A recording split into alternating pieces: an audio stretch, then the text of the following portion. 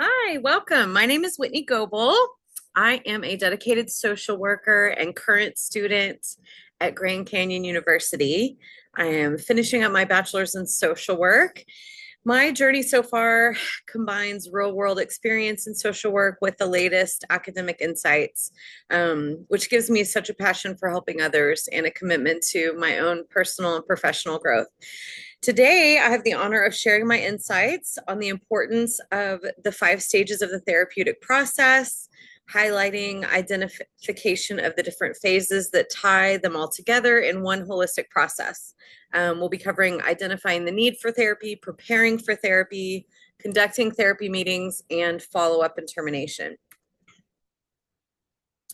The NASW says that the primary mission of the social work profession is to enhance human well being and help meet the basic human needs of all people.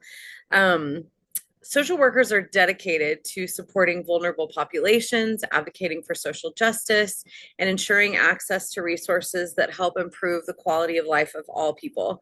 This mission reflects the profession's commitment to creating positive change and empowering people in all aspects of their lives. The therapeutic process is an integral part of this mission, and executing it efficiently and effectively can create a sustainable experience for both the client and the practitioner. So the first phase that we're going to cover today is identifying the need for therapy. I picked this quote from our text in Social Work 285 by Chang, Decker, and Scott. It takes considerable courage to schedule a meeting with a practitioner and then to follow through by coming to the meeting. Feelings of fear and uncertainty are also true for families beginning to work with a practitioner. This is a completely new experience for children and many adults. This process is a deeply personal process. It often begins when individuals face persistent emotional or psychological struggles, such as anxiety, depression, interpersonal issues, trauma. The first step is recognizing these difficulties. It can come from self reflection, realizing they're struggling in their life, or external cues, feedback from a loved one or a healthcare practitioner. The decision to seek therapy may involve feelings of vulnerability and uncertainty, but this is a crucial step. It marks the first step towards healing for the client and sets the foundation for effective treatment. It emphasizes that the courage required to seek help and follow through. For many, therapy is a completely new experience and can be filled with a lot of uncertainty. So, for the practitioner to be prepared will be an essential step in this part of the process. Creating a supportive environment, ensuring clients feel safe and confident throughout the process while addressing their specific concerns. So, already the process has begun before client and practitioner even meet. And I guess probably the first question we have to ask ourselves is, what is therapy? Therapy is defined as a structured and collaborative process where individuals work with a trained professional, such as a therapist, a counselor, or a social worker, to address emotional, psychological, or behavioral issues. The goal of therapy is to help individuals understand and cope with their challenges, improve their mental health, develop coping strategies, and achieve personal growth. Even though we know what therapy is, one of the questions that we'll be addressing today in this presentation is, how do we ensure that it's a productive experience for both our clients and us as practitioners? I think we can all agree that we've had those of us who have experienced therapy personally can probably have thoughts and experiences on practitioners who were well prepared, and we had a great experience with them, and then those who might not have been as prepared. There are 5 stages in the therapeutic process, and those stages are rapport building or relationship building, assessment and evaluation, goal setting, intervention and treatment, and finally, follow up or termination. These stages are so important because they provide a structured framework for the process, ensuring that there's progress and a clear path towards healing. Each stage helps establish trust, identify issues, sets clear objectives and goals, and supports lasting change. And this framework guides both the therapist and the client through a focused, organized approach, which hopefully leads to an effective outcome and a sense of accomplishment for both practitioner and client. So even though there are 5 stages of the therapeutic process, they can be broken down into several phases, which are, first of all, what we just talked about, identifying the need for therapy, preparing for therapy, conducting therapy, and follow-up. And even though the burden of care is placed on the practitioner, it's really important that the client is engaging in that process as well. So we mentioned earlier that the first step is identifying the need for therapy, and that's a very personal decision, often prompted by struggles in the client's life that sets the foundation for them to seek professional help. However, in that process, as they're looking up online therapists in their area, the relationship and rapport building has already begun. For example, therapists have information online, their profile, their values, the mechanisms that they use for therapy, whether EMDR or cognitive behavioral therapy, yoga, music, and art. These things are important in showcasing who you are as a therapist and starting to build that process of trust with your potential clients. So I wanted to share this quote from our text. Practitioners are responsible for preparing for and structuring meetings with clients. Developing effective skills in this area is essential to the success of the entire process. Preparing for therapy involves effort for both the client and the therapist before they even connect personally. The therapist might work to create a welcoming space in their office, warm and inviting, clean, with comfortable smells and lighting.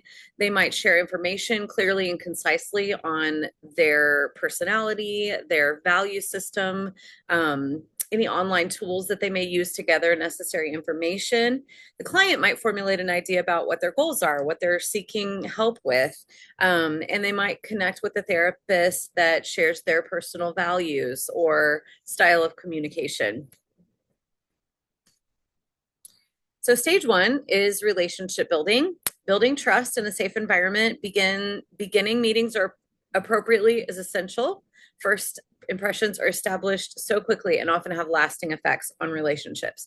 People typically know pretty quickly if they're comfortable with their therapist.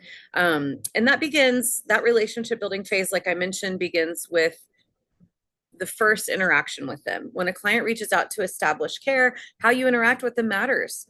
Do you get back to them in a timely manner? Are you clear about accepting insurance or what your sliding scale is?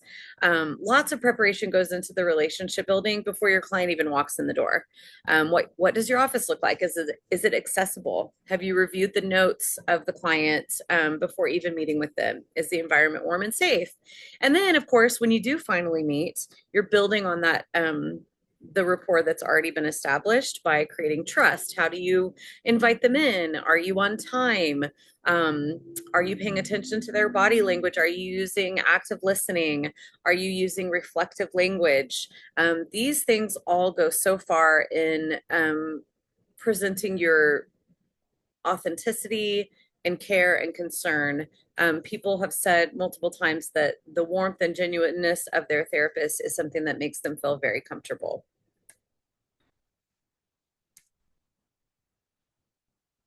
So once you've started to build a relationship, which is an ongoing process, by the way, you start to move into the next phase, which is actually conducting therapy. And this phase includes several stages of the actual therapeutic process. Stage 2 of the therapeutic process is assessment and diagnosis. And so during this part, you're already conducting therapy with the client. However, you might have gathered information about the client through a referral or intake forms that you might provide. Based on what they've provided, you might learn more about their culture, any issues that they've shared with you. For example, any diagnosed mental illnesses previously, whether they are experiencing home insecurity or chronic illnesses physically, etc. It's so important also to become familiar with the race and the culture that your client is familiar with if you haven't already. Gaining at least an initial understanding of their background is essential in assessment and diagnosis and continuing to build rapport. We learned in chapter 1 of our text that culture influences language, behaviors, rules, ways of understanding others. It provides a framework of assumptions for understanding and giving meaning to events, and it communicates that understanding to others. So gaining a basic knowledge of our clients, their culture, their experience, their background is vital to developing an effective relationship with them and to proper assessment and diagnosis. One of the quotes from our text is, even in situations where the problem seems obvious and clear, a skilled practitioner will fully explore the issues, knowing that there may be many other problems that also need attention in order to solve the problem identified by the client. So you may start at the tip of the iceberg and then uncover a variety of other things that need to be addressed during this phase of assessment and diagnosis. So once you build the relationship and establish rapport and trust, you get into your first therapy meeting and start to gather information based on prior information that the client has submitted, as well as what you gather in your first meeting, and develop a little bit of an assessment. Then you move into the phase of conducting therapy, the meat and potatoes of the experience. This phase focuses on the active collaboration between the therapist and client to address identified issues, formulate therapy goals, create an action plan, and then implement that plan over time. I wanted to share this quote from our text because I feel like this really drives the entire process once you are conducting therapy. It's so important to let clients know that you realize they are the experts on their life, their background, their experiences. You should be in the role of the learner as your clients share their story. This quote is so important to me because it emphasizes viewing clients as the true experts of their own lives, which of course is in alignment with the empowerment approach to social work. As a therapist, adopting the role of the learner allows you to deeply listen and understand their unique experiences, background, perspectives that each client brings. By honoring and empowering their expertise, you continue to build trust, foster collaboration, and create continued space where clients feel empowered and validated in sharing their stories. Some of the common mistakes that have been made that are shared in our text is leading with questions, making excuses, things like that. And so by approaching the therapeutic process and how you conduct therapy from an empowerment perspective is really going to be integral in their experience with you. So we're moving into stage 3, which we're still in the phase of conducting therapy. Stage 3 is formulation of therapy goals. So together, practitioner and client alike are collaboratively setting clear, achievable goals for therapy. We might use the MAP approach or SMART goal approach, but establishing goals is a crucial phase of the work done by the practitioner and client. Goals set the direction and focus of the work to be done. That was a quote from our text.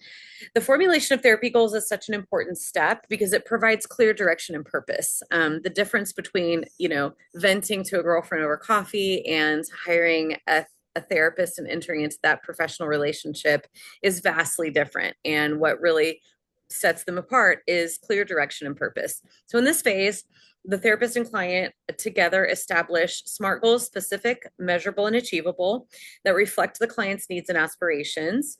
These goals serve as a roadmap that kind of guide the work of the therapy process and ensure that progress can be tracked over time. By aligning on those goals together, both the therapist and client create a shared vision for success, which fosters motivation, focus, and a sense of accomplishment as the client works towards those sustainable, lasting changes. Because overall, the goal is that eventually the client will terminate the relationship and they will go on to live, successful, productive lives. That's the goal.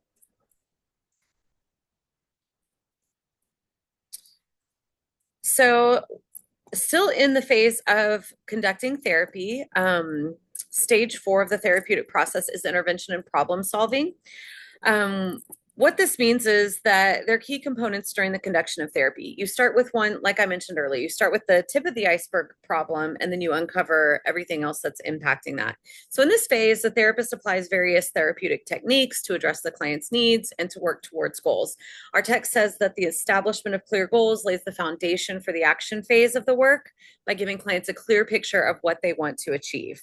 So if they're working on a particular coping mechanism or an interpersonal relationship that's giving them a lot of grief, then that would be clearly outlined in this phase of the therapy process. And then also circling back, making tweaks to the problem solving process and any intervention.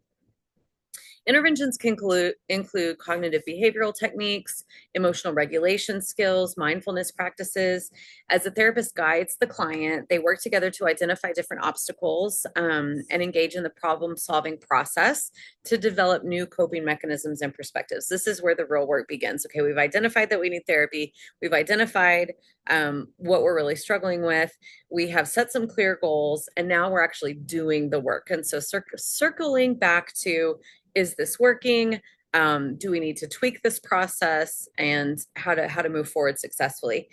So as the therapist guides the client, they work together to engage in the problem solving process, and this process empowers the client to actively address those challenges, promote positive and lasting change, and then of course the ultimate goal is to be able to handle future difficulties independent from their therapy practice. And that time process could take a month, it could take a year, it could take 10 years. When we move into the follow-up phase of the therapy practice, it can go one of two ways. Either practitioner and client alike decide to continue with the therapeutic relationship if they're comfortable moving forward, and goals are being met, and we're discovering more information and more things that we need to be working on together, or if those goals have been met, or if just the timing is not right, or the price, or maybe, for example, their insurance only covers 6 to 12 sessions, then termination of the relationship might be a follow-up step as well.